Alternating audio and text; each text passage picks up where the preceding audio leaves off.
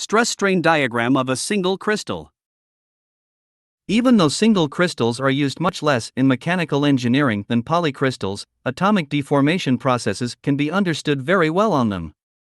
In particular, the stress-strain diagram of a single crystal sample deformed in a tensile test will be examined in more detail in the following.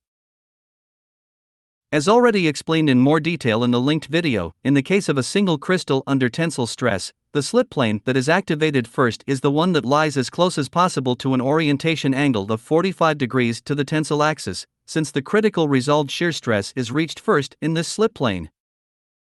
If, on the other hand, the stress always remains below this limit stress, the deformation completely disappears after the external force is removed. This is referred to as reversible elastic deformation. If the shear stress is plotted against the strain of the single crystal, there is an almost linear relationship between the two quantities in this elastic region. This linear relationship is known as Hooke's law. If the single crystal is stretched beyond the elastic limit, the critical shear stress in the favorably oriented slip planes is exceeded and the dislocations begin to migrate. The irreversible plastic deformation process begins. In order to maintain the deformation process, the dislocations must then, in principle, only be kept in motion. The deformation process thus proceeds without requiring too much increase in stress. The material behaves relatively soft in this state. In addition, as the material stretches, new dislocations are introduced into the material. Many mobile dislocations ultimately mean good deformability, so the deformation effect is initially amplified. The curve in the stress-strain diagram therefore becomes increasingly flat. Since in this area the sliding movement only takes place in the favorably oriented slip plane, this region in the diagram is also referred to as single gliding or easy gliding. In extreme cases, the introduction of dislocations after the elastic limit has been exceeded can even lead to a drop in stress after the onset of plastic deformation in the case of almost dislocation-free single crystals. This is because in such a case, dislocations must first be generated to a considerable extent with increased force. Only when there are enough dislocations can the deformation process be continued with lower shear stress. If the deformation process continues and the stress is increased, the critical shear stress will eventually be exceeded in other somewhat less favorable slip planes. In addition, the deformation of the single crystal causes a spatial reorientation of the slip planes, so that previously unfavorably located slip planes can now be shifted to more favorable positions.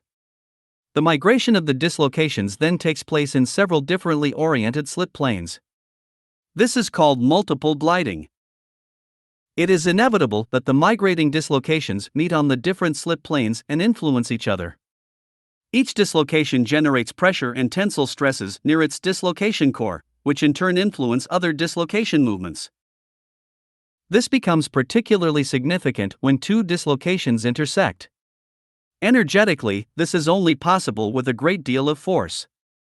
However, such situations inevitably occur when dislocations migrate on different slip planes. In this stage of multiple gliding, the dislocations thus hinder each other. However, this makes the deformation process much more difficult, as good deformation is ultimately based precisely on the free dislocation movement. Therefore, greater stress is now required to drive the deformation process further. At the same time, however, more dislocations are introduced into the material, which further increases the mutual constraint of dislocation movement.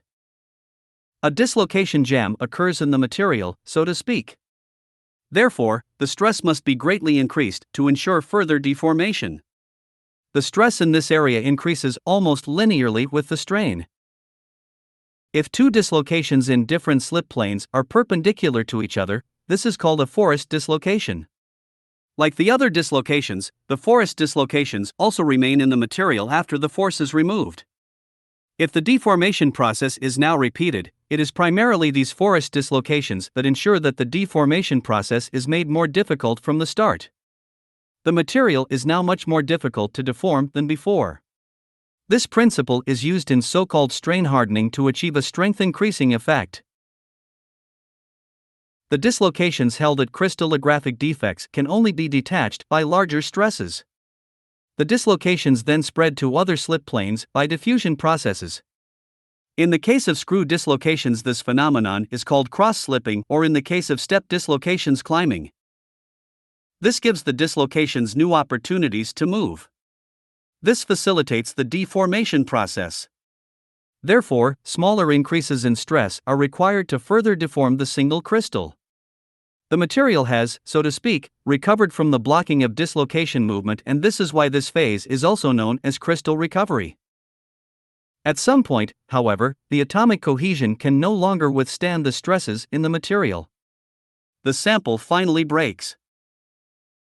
The present stress-strain diagram results in this form only if a favorably oriented slip plane is present at the beginning of the plastic deformation and the critical shear stress is initially only exceeded in this plane.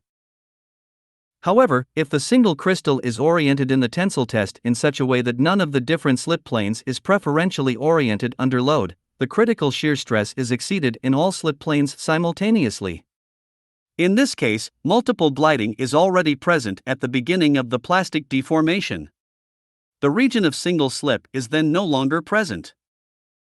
Such multiple gliding will usually also be present in polycrystalline materials, since the individual grains are oriented randomly. In this way, the stress-strain diagram of these materials can also be explained.